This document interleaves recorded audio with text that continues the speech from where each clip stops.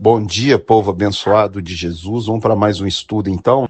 Livro de Números, capítulo 28 a 30. Deus institui o holocausto contínuo. Essa oferta de holocausto, ela cobre pecados genéricos. Existia pecado de ignorância, vários tipos de pecado e vários tipos de oferta. O holocausto, continuamente um cordeiro pela manhã e um cordeiro à tarde. Jesus é o Cordeiro de Deus que tira os pecados do mundo. Ele foi oferecido pelo próprio Deus em holocausto. Muitos creem que os judeus mataram Jesus, ou os romanos mataram Jesus. Mas em Isaías 53:5 diz que ele foi morto pelo seu pecado. Isaías 53:9, 10 e 11 fala que o Pai agradou moê-lo, fazendo enfermar. Quando ele desse a vida dele como sacrifício, veria a sua posteridade, a vontade do Senhor prosperaria nas suas mãos. Se você não sabe qual que é a vontade do Senhor, reconciliar com você, comigo, com a nossa família, está morando dentro de nós. E para isso o Cordeiro de Deus foi sacrificado. Eu não preciso mais ter holocausto contínuo. O Cordeiro de Deus que tira os pecados do mundo naquela cruz, pagou toda a nossa dívida de pecado. Também as ofertas que deveriam ser dadas nas festas bíblicas, na festa de Páscoa, na festa de Pentecostes, na festa de trombetas, na festa de tabernáculos. Ele institui cada tipo de oferta e como deveria ser.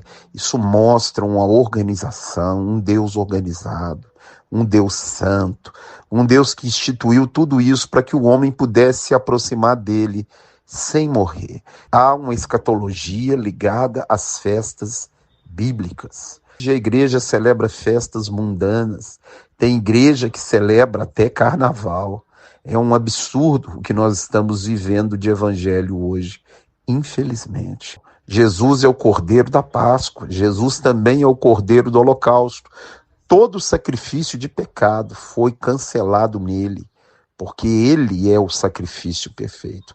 Então Deus institui o povo de Israel, os levitas, como deveriam proceder, os tipos de sacrifício diário, os tipos de sacrifício agora nas festas bíblicas são instituídos conforme a vontade dele. E tudo tinha que ser sem defeito, perfeito, organizado. Qualquer erro podia custar até a vida da pessoa. Hoje eles levam a obra de Deus relaxadamente. Ninguém está nem aí. As pessoas agem como se Jesus nunca fosse voltar. Leia Romanos 12:1, que você possa hoje, nesse dia, nessa manhã, oferecer o seu corpo como sacrifício vivo, santo e agradável a Deus, que é o culto racional. Não é ficar 2 horas gemendo, dizendo que ama Deus, mas é se oferecer para ser uma bênção nas mãos dele. Ele continua instituindo as ofertas nas festas bíblicas, e essas festas ele fala, obra nenhuma fareis, ou seja, essas festas são sábados. Existe o sábado da semana e os sábados das festas. Quando a gente vê a crucificação de Jesus, a Bíblia diz que Jesus ficou 3 dias e 3 noites no seio da terra. Se ele foi crucificado na sexta-feira, como pensam os católicos, ele teria ressuscitado na segunda, 3 dias e 3 noites. Então, como que isso aconteceu? Se a Bíblia fala que as pernas dos ladrões foram quebradas para que o corpo não ficasse no sábado na cruz, é porque quando a Páscoa cai no meio da semana, e ele morreu num dia de Páscoa, aquele dia não podia fazer trabalho nenhum, era um sábado. Então, no nosso calendário, ele morreu de quarta para quinta. E agora, se você fizer a conta, o calendário hebraico não é solar, é lunar. O dia começa ao pôr do sol do outro.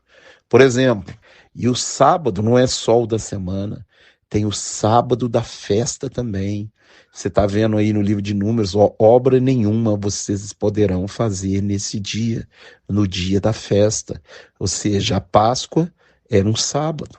Então a semana de Jesus teve o sábado da Páscoa e o sábado da semana.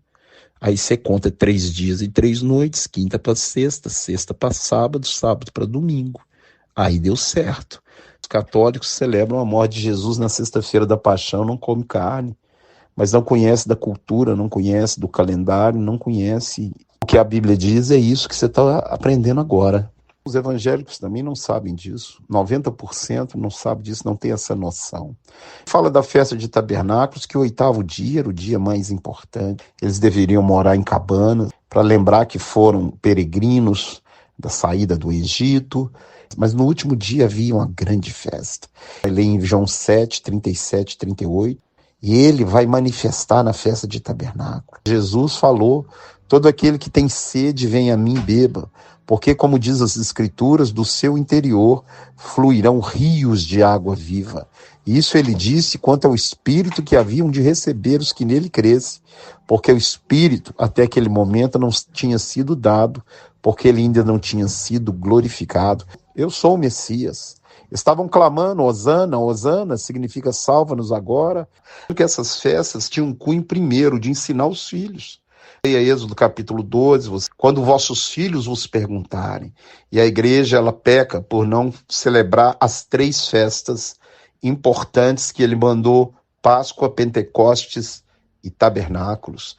Não essas festas dessas igrejas que só servem para pedir dinheiro para os outros, mas para ensinar. É muito importante ter o conhecimento da Bíblia e dessas festas. Esse capítulo seguinte, o 30, é bem curioso, fala sobre pessoa fazer um voto. Eclesiastes fala para não fazer voto de jeito nenhum, né? Porque se você fizer, você vai ter que cumprir. É interessante como funciona. Se a mulher fizesse um voto e não conseguisse cumprir, ou o marido desaprovasse, ele podia fazer ela quebrar o voto, podia sair daquele voto. E vai falando aí os diversos tipos dos votos que eram feitos ao Senhor. Agora, se um homem fizesse um voto, esse voto só estaria quebrado na morte do sumo sacerdote, ou somente o sumo sacerdote teria autoridade para quebrar esse voto. Então, a melhor coisa que você faz é não fazer voto de jeito nenhum, para você não fazer um voto de tolo, porque Deus não está te pedindo nada. Então, se você for fazer, você vai ter que cumprir o seu voto. E vai falando aí os diversos tipos de voto e como que eles poderiam ser quebrados pelo marido, pelo pai daquela pessoa. Verso 13 diz: todo voto que a mulher tiver feito, seja para afligir a sua alma, o seu marido pode aceitar ou pode quebrar esse voto. Deus é o cabeça de Cristo, Cristo é o cabeça do homem, o homem é o cabeça da mulher. E assim termina o capítulo 30 do nosso estudo de hoje. Que Deus te abençoe, te guarde, te proteja, te livre, que você seja a oferta perfeita, seja verdadeiramente um cristão, uma cópia de Cristo. Fica na paz.